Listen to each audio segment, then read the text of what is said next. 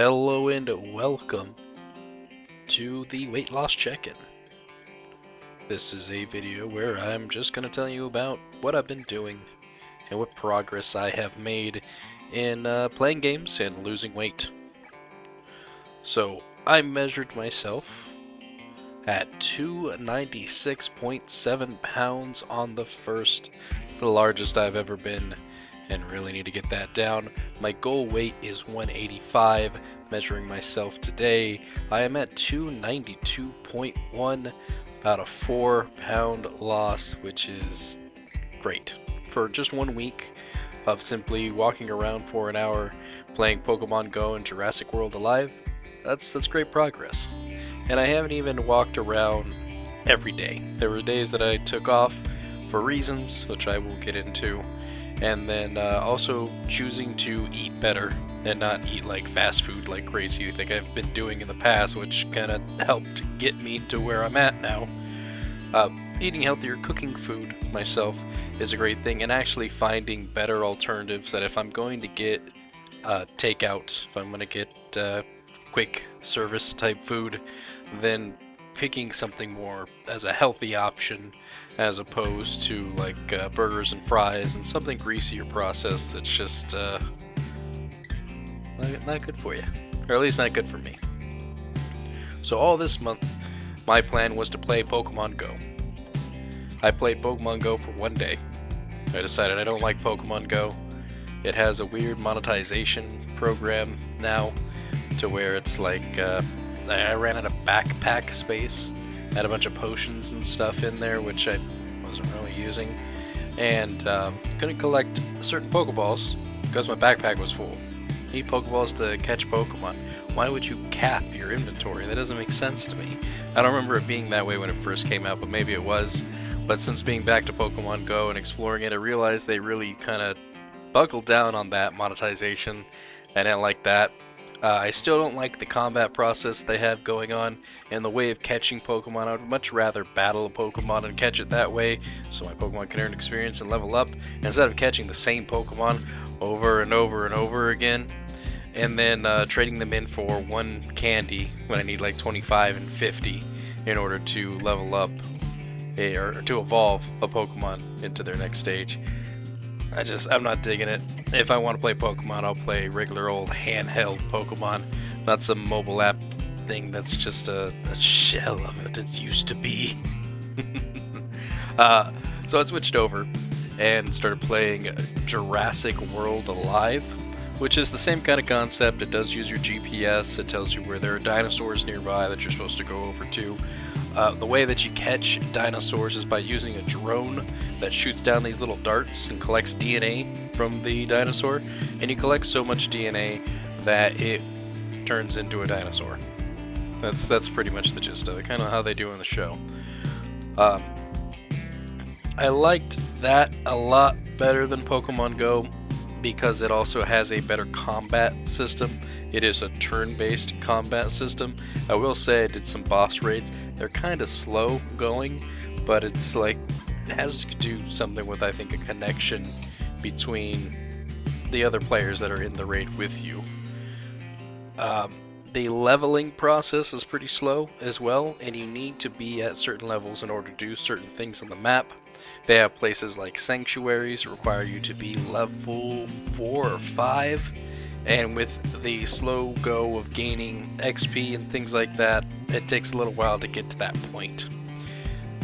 However, I got there, and I made it to the sanctuary, and it's essentially like a daycare for your dinosaurs. You collect things like interactions, play, and food through drops that are randomly out there. Think of them like Pokestops. I'm going to be comparing Jurassic World Alive to Pokemon Go because I feel as though Pokemon Go is the most popular one out there that people have probably played over Jurassic World Alive.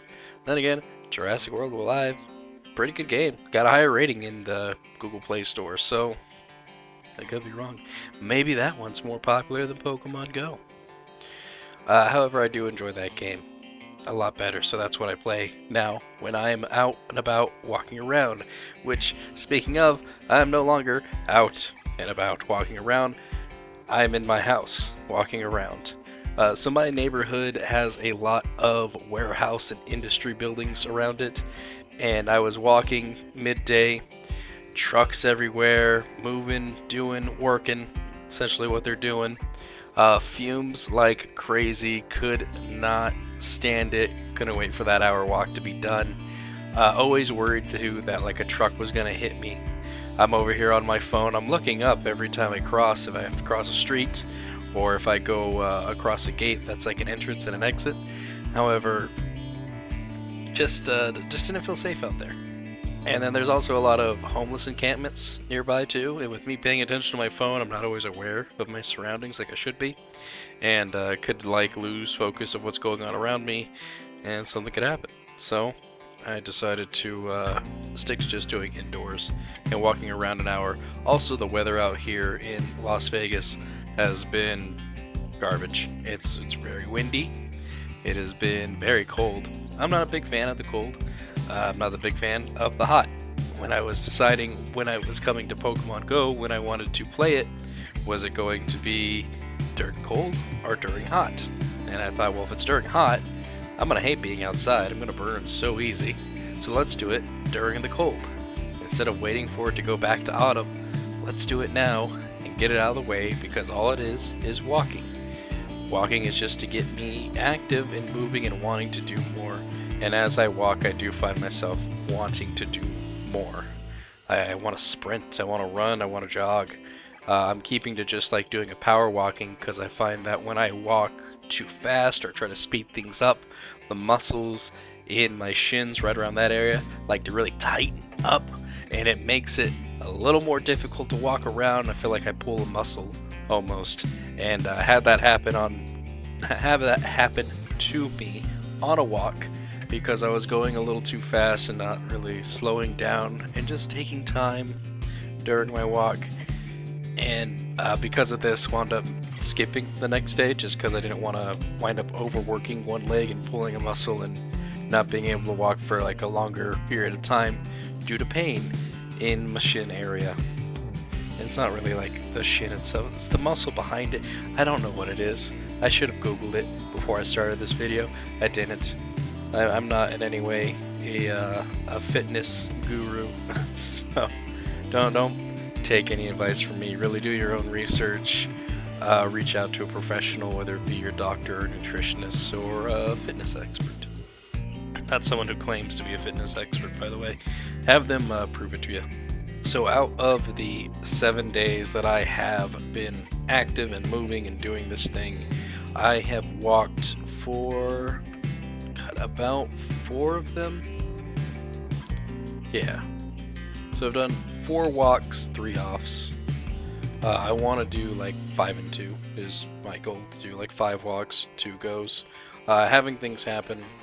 My cat pulled out her tooth while she was cleaning herself, so she was not in the best of moods. She like hid away under the bed for the longest time, and then she finally came out as I was getting ready to leave and was up on the bed, and she likes to snuggle and cuddle, so I went over there and like consoled her and cuddled with her and then just fell asleep. And by the time I woke up, it's nighttime. I'm like, well, I'm not going outside. Not thinking, no, you just walk inside. It took a little while before I realized, like, I should do this inside. I was really adamant about wanting to do it outside. However, given, like I said, my environment where I'm at, best to do it in.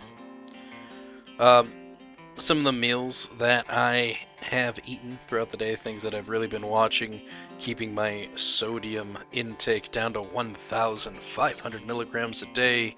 It's usually like split up into 3 portions, so like 500 milligram breakfast, lunch, and dinner. If I can keep it at that or below it, awesome.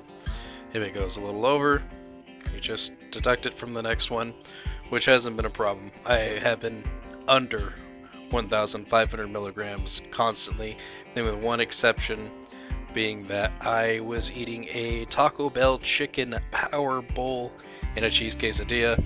I guarantee I went over sodium that day, but it's not that big a deal. It was really the only thing that I ate that day. I had like clementines, which didn't have any sodium in them, and have been enjoying those as snacks. When it comes to snacking, instead of doing something like chips or candy or anything like that, I have now switched over to where I'm eating like apples and oranges. Clementines are the oranges I'm talking about, and almonds. I eat almonds too. Those are good for a moment, and then when you start getting like skin, it's almost like popcorn where it gets kind of stuck in the back of your throat there. That's kind of how it feels with almonds too. But I like almonds. They're good. They're heart healthy too, which is wonderful. So I've been eating those constantly since getting diagnosed with high blood pressure over 10 years ago. They've been almost in my cupboard constantly, and yeah, go almonds. You're doing work. Other than that, I did find a fast food alternative, like I mentioned, Taco Bell, but that's not like a constant thing. There is a chicken teriyaki place not far from where I am at, or I should just say a teriyaki place.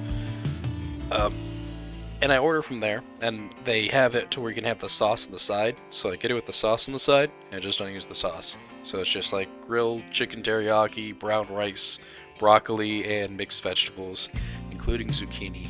I love zucchini so much. It tastes so good. I will split zucchini in half and like put it in the oven, sprinkle some like Parmesan cheese on it, some garlic powder. It's so good. I have done some like cooking here though as well. Nothing too crazy. Kind of the same concept. I'll cook like grilled chicken and stuff in an air fryer and cut it up. Brown rice, vegetables. Doing the same thing. Doing smoothies. Keeping it with the strawberry, banana, and then mango has kind of been the smoothie that I've been going for. Throw on some plain Greek yogurt, lactose-free milk. I don't drink lactose milk because it messes with my gut. And then I use honey for sweetener. I've been using honey for sweetener in my coffee as well. And just to avoid using creamer and to avoid using like little sweetener packets. Not a big fan of sweetener packets, and I don't think that they're good for you. I'm not a scientist, I don't know. I'm not a nutritionist, I don't know. I go with what I have researched and what I find is good for me. Could be wrong about what I'm doing, but I like where I'm going and I'm making progress on it, so I'm just gonna keep going and doing what I'm doing. But yeah, all has been well. I've been feeling good too. Like normally when I work in an 8-hour period, I do 2 30-minute breaks, and usually I'll just go in and I'll like take a nap. It hasn't always been the case during that time, where I've been feeling good enough to stay awake and do things. Great. I usually hate doing things. I just want to go back to sleep, and being more active, being more moving about, it feels wonderful. I like the way that it makes me feel. So yeah, I mean that's really the update. I don't have anything else really going forward. I'm going to continue to play Jurassic World Alive, walk around in my house for an hour just to get more active. I'm already feeling to the point where I want to start lifting kettlebells. I want to start doing push-ups and sit-ups and things like that, and I may start incorporating those in the future. But I have wanted to stick to where it's like all my activeness is from playing games. But there are games that let me do push-ups and other exercises and things like that. But I do still think I need to kind of build it up slowly and get to that point. We have Ring Fit Adventures, which is the game I'm referencing, but I don't think that's going to be like next month. I feel like that's probably going to be like month 3 or 4, maybe 4 or 5, just depending because it's one of the most active games that are out there. Heck, I may wind up making it even later. This may be like a month 10 or 11 kind of thing. We shall see. There's so many games out there, I realize, that have you moving, and the majority of them, yes, are on the Wii and Nintendo Switch, because it's motion controlled and sensors. They did it right. Xbox 360 has some too. I've heard that they're not that great. I didn't really use the Kinect when I had my Xbox 360. I got one now. We'll give it a shot, see what happens. But yeah, maybe I'll just play a bunch of Kinect games. That's our next activity, is playing the Kinect. Someone also recommended getting a VR headset because they have games in there too that make you really active, stuff like that. Heck, playing Rock Band, getting a drum set keeps you active. Doing a lot of this motion. I don't know if that's shouldn't be doing these hand motions. Anyways, that is gonna do it for me. Thank you all for watching, and I'll see you at the next weight check-in. Goodbye.